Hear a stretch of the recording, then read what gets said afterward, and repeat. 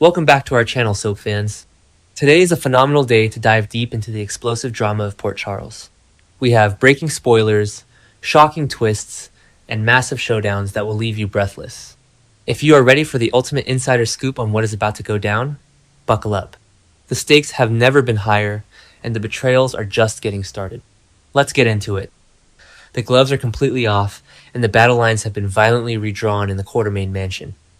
If you thought the absolute chaos of Tracy Quartermaine and Willow Kane's last confrontation at the lake was the peak of their bitter rivalry, you are sorely mistaken. We all remember the sheer audacity of Willow faking an assault, taking a deliberate tumble into the water, and orchestrating Tracy's shocking arrest by Harrison Chase. Willow played the ultimate martyr, dropping the charges to look like the bigger person, and leaving Tracy utterly humiliated without even a chance to apologize. Score one for Willow, right? Wrong. Round 2 is officially here, and Tracy Quartermaine is returning to the battlefield with a vengeance that will shake Port Charles to its very core. Tracy is a woman who does not forgive, does not forget, and absolutely does not lose. She is fiercely determined to protect her granddaughter Brooklyn's marriage from the lingering, toxic threat that Willow poses. Tracy knows exactly who Willow is beneath that sweet, innocent facade, and she is ready to rip the mask off entirely. In a psychological attack designed to inflict maximum emotional damage, Tracy goes straight for the jugular.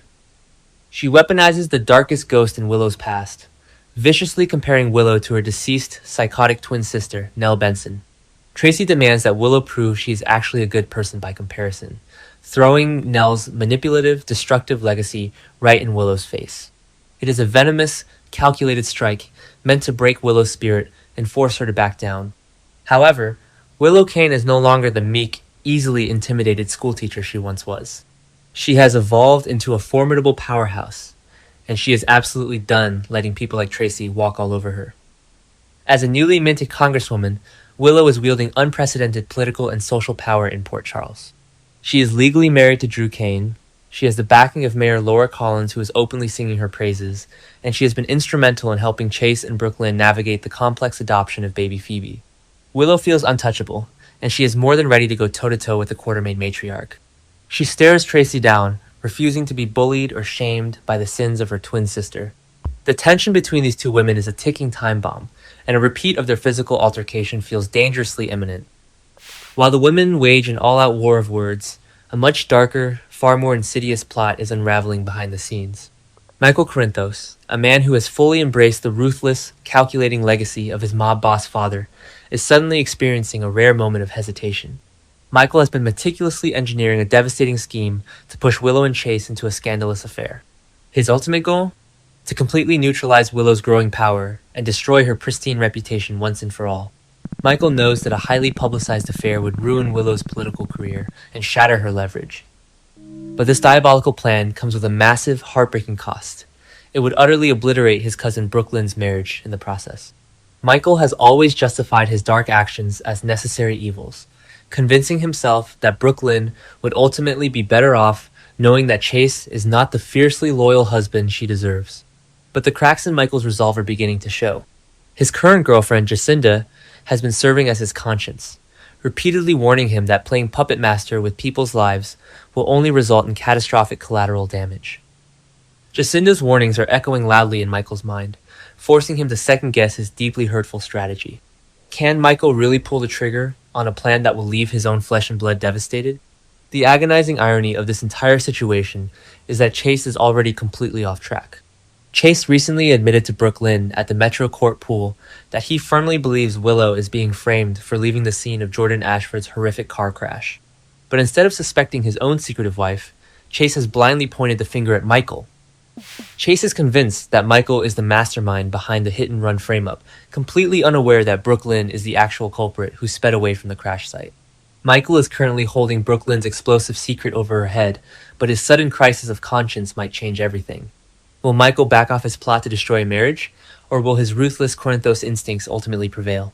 Across town, a stark and beautiful contrast to the vicious infighting is unfolding by the sun-drenched waters of the Metro Court pool. Giovanni, Gio, Palmieri, and Emma Scorpio Drake are finally savoring some much-needed, deeply romantic alone time. These two young lovers have been forced to spend far too much time apart lately, entirely consumed by the chaotic drama swirling around their families. For a brief shining moment, they are able to just be teenagers in love. Emma is radiating a profound sense of relief and joy, eagerly sharing the phenomenal news with Gio that her grandmother, the legendary Anna Devane, is finally coming home from France. Emma believes that the nightmare is over. She thinks that Anna's grueling 9-month ordeal, being kidnapped, gaslit, and held captive at Windermere by the sinister forces of Ross Cullum and Jen Sidwell, is finally behind them. Emma tells Gio that Anna seems psychologically healed, ready to reclaim her life and her family in Port Charles. The young couple revels in this bright spot of hope, completely oblivious to the terrifying, deadly reality lurking just beneath the surface. Emma's blissful ignorance is absolutely heartbreaking because the audience knows the dark truth. Anna Devane is not healed. She is not the same woman who left Port Charles. Anna's mind is a fractured, unstable war zone. Despite manipulating her doctors in France into believing she has made a miraculous recovery, Anna is secretly suffering from severe, terrifying hallucinations. The ghost of Peter August, the monstrous, evil man she raised and ultimately watched die, has invaded her psyche. Peter's smirking, manipulative presence is acting as a dark, twisted voice in Anna's head, feeding her paranoia and guiding her toward a rogue, lethal path. The show's head writers have explicitly teased that Anna is returning home with deadly intentions, heavily influenced by this unreliable, psychotic narrator.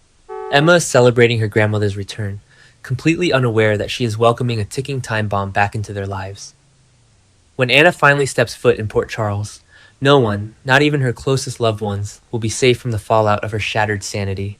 Meanwhile, the devastating fallout from Cullum and Sidwell's reign of terror continues to rip through the very fabric of Port Charles, and Carly Spencer is officially on the warpath. Carly is a mother pushed to the absolute edge of her sanity, fiercely desperate to protect her family from the lethal grip of the WSB. With WSB Director Z having made his dramatic exit from the canvas, Carly's explosive rage needs a new target. She is currently pacing the floors of General Hospital, weeping uncontrollably by the bedside of her daughter, Jocelyn Jacks. Jocelyn is recovering from severe gunshot wounds sustained during the bloody, violent climax on Spoon Island, but the physical injuries are nothing compared to the emotional chasm opening between mother and daughter. Carly is utterly terrified. She looks at Jocelyn's bruised, battered body and is violently thrown back to the darkest moment of her life, the tragic, senseless death of her son, Morgan Corinthos. In a raw, emotionally shattering plea, Carly begs Jocelyn to walk away from the WSB. She tearfully confesses that she simply cannot survive the agonizing pain of losing another child to a world of violence and shadows. But Jocelyn is no longer the innocent girl Carly raised. She has been forged in the fires of captivity and combat, transforming into a cold, pragmatic, and highly lethal operative. Jocelyn flatly refuses Carly's desperate pleas, coldly instructing her mother to accept the harsh reality of her new career. The WSB is Jocelyn's life now, and Carly is left drowning in a sea of helpless despair. But Carly's nightmare is far from over. Her chaotic life is about to detonate on another front entirely. Following the intense, emotional stress of the hospital, Carly shares a passionate, secret kiss with Valentin Cassidon, the fugitive she has been illegally harboring in her attic for months. What Carly does not realize is that Lulu is lurking in the shadows, witnessing the entire romantic exchange. The pieces instantly click into place for Lulu. She realizes with horrifying clarity that Carly is the one who hid Valentine, aiding and abetting a wanted man, while Lulu's own family was torn apart by secrets. Lulu is currently delaying her inevitable confrontation, but she is a loaded gun waiting to go off. When Lulu finally unleashes her righteous, explosive wrath on Carly and Valentine, the collateral damage will be absolutely catastrophic. As if the adult drama wasn't explosive enough, the teenage scene is delivering a massive, game-changing revelation that will shift the balance of power in Port Charles. Danny, a clever, impulsive teen who constantly finds himself tangled in the dangerous webs of his father's world, has been carrying a soul-crushing burden. Danny knows the explosive truth about the night Ross Cullum was shot on the pier. The entire town believes that the legendary enforcer Jason pulled the trigger, leading to Jason's brutal imprisonment at a WSB black site. But Danny knows that Jason is completely innocent. Jason sacrificed his own freedom to take the fall for the real shooter. Unable to carry the weight of this massive secret any longer, Danny makes a bold, desperate move. He marches straight into Turning Woods and seeks out the calculating, opportunistic Jack Brennan. In a moment of pure, unadulterated shock, Danny drops the ultimate bombshell. Rocco Falconeri is the one who actually shot Ross Cullum. The revelation hangs in the air, shifting the entire narrative. Rocco, a teenager consumed by guilt and fear, pulled the trigger, and Jason threw his own life away to protect Dante and Lulu's son. Brennan, a man who thrives on leverage and underground secrets, instantly calculates the immense value of this information. Instead of using it against the teens, Brennan decides to step into the fray. He vows to help Rocco navigate the terrifying, looming legal mess that is about to crash down on his head.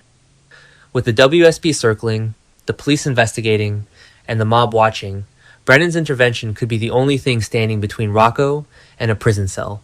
But what happens when Dante and Lulu find out that their precious son is a shooter? What happens when the WSB realizes they held the wrong man hostage?